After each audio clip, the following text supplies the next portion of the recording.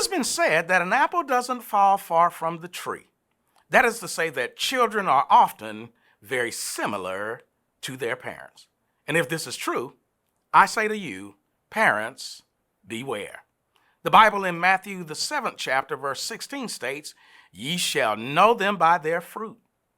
In today's message, we'll have a lesson from Jesus himself on the importance of producing proper fruit. If we're meeting for the first time, I'm Donnice Tabor, pastor of Divine Church in Metro Atlanta, where we believe it's all about His will, His way, His word.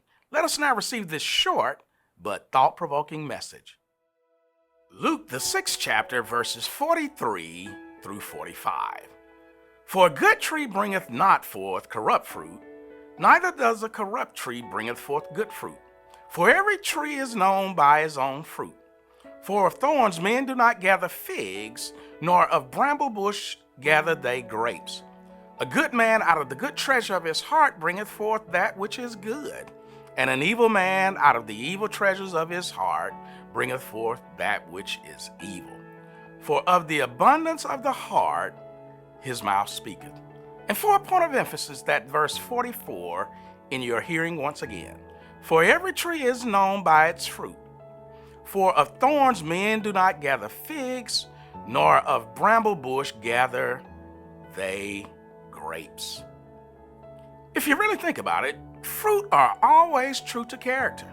You see, an apple tree produces apples, an orange tree produces oranges, and a fig tree produces figs.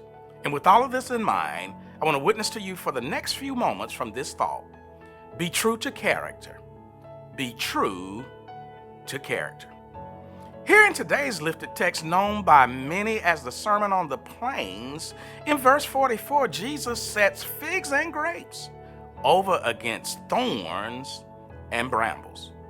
The first thing I noticed seeping from the text was the facts mentioned in verse 43, which informs us that Jesus is speaking here of two types of trees, the first being good and the second being corrupt. And in the context of this text, when you think about the word corrupt, it's simply to say dishonest or sinful.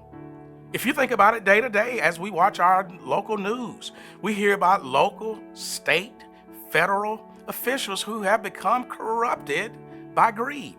Their greed has caused them to become dishonest, and therefore they are often exchanging good morals, manners, and motives for bad ones.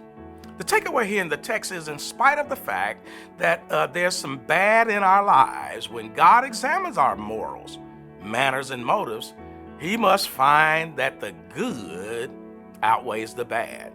Be true to character. The second thing I noticed leaking from this text was the fruit recorded in verse 44, which informs us, for every tree is known by its own fruit.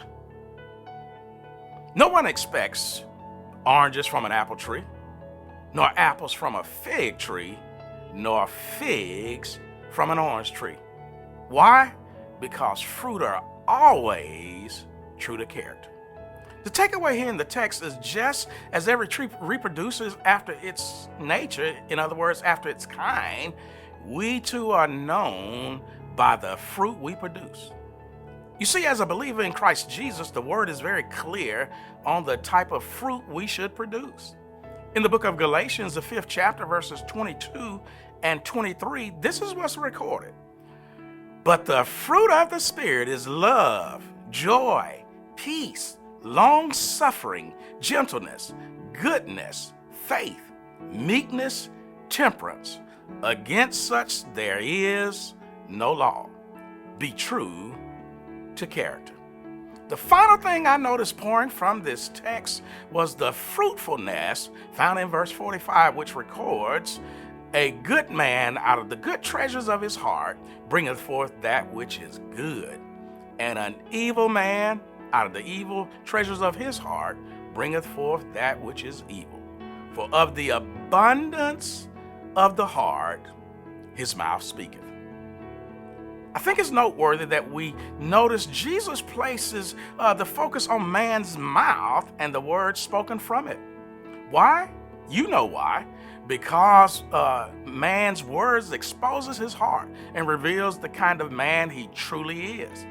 Our true nature is exposed, showing what's really beneath the surface. Our motives, ambitions, desires, or lack of initiative is all uncovered. Our true character, be it good or bad, kind or cruel, is exposed. Our thoughts, be them pure or impure, clean or unclean, are exposed simply by the words we speak. And finally, our spirit reveals what we believe in, be it intelligence or ignorance, wise or foolish, productive or non-productive, faithful or faithless. The takeaway here in the text is we must always be mindful of the type fruit we feed off of, because good in, good out, corrupt in, corrupt out. In closing, we must remember all trees from time to time will produce some bad fruit. Therefore, we must not reject or cut down a tree because of a few corrupt fruit. Instead, we should see if the tree is leaning more towards producing more good fruit than corrupt fruit. So as we examine ourselves, always remember, be true to character.